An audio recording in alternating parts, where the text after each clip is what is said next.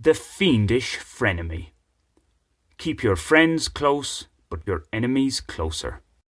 It's an oft-repeated piece of advice, one that well predates its memorable use by Michael Corleone in the 1974 movie masterpiece The Godfather Part 2.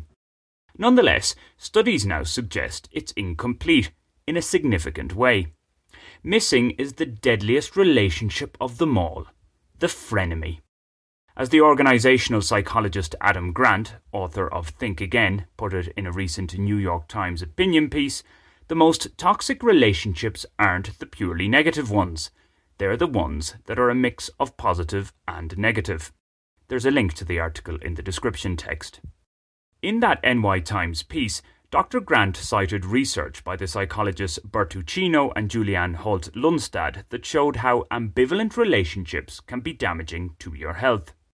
The studies found that those interacting with people who evoked mixed feelings had higher blood pressure and increased heart rates than those interacting with people who evoked negative feelings only. Dealing with frenemies also appears to trigger depression. I can certainly relate. My current frenemy situation also ties in with an arguably more important maxim.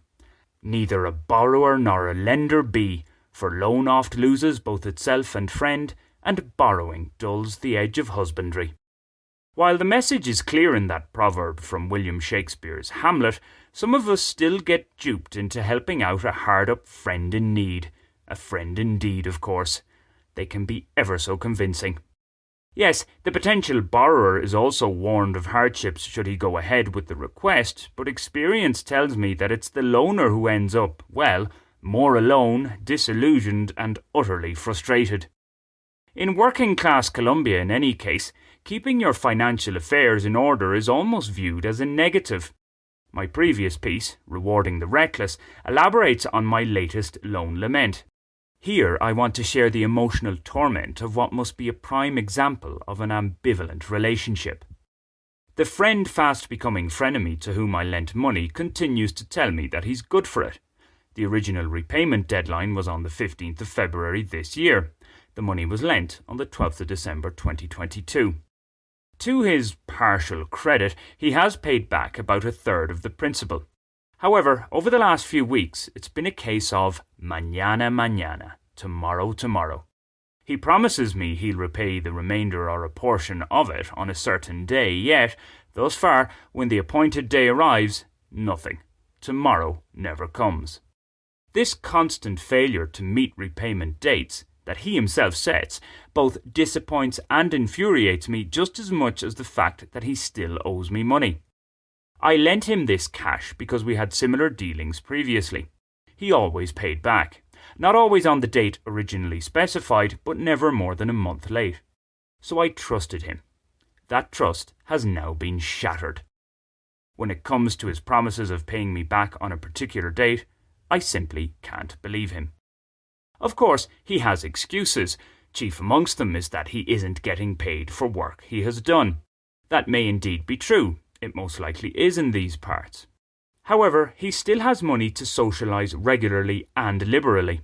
Bogota isn't short of freeloaders, should one be so obliging. And he can still fuel his car, a car that is far from essential for his work. If he is in hard times, he's putting the sunny side out, and then some. All this betrays his constant cries that he's embarrassed that he hasn't paid me back yet and that he truly values our friendship. In addition, I have to do the chasing. If he really did see me as a good buddy, should he not be doing his utmost to reassure me that everything will be fine? For sure, over the last number of years we have shared many moments that, at face value, point to genuine friendship.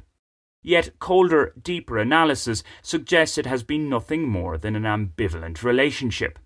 It just took this incident, plus my reading of Dr. Grant's article, to realise its true toxicity. That I'm keeping it on a life support machine is solely for the money owed to me. If it was for a lesser amount, I would write it off as a bad debt, cut ties with the borrower, and firmly put him in the non-friend category. Right now, I can't afford to do that. The outstanding sum is equal to more than 3 months' rent for me. Nonetheless, considering the mental anguish I'm suffering and, as the Ochino-Hult-Lundstad research has shown, the potential physical health damage, I'd probably be doing my overall well-being a favour by putting this upsetting chapter and chap behind me. On the flip side, the thoughts of just letting it go also anger me.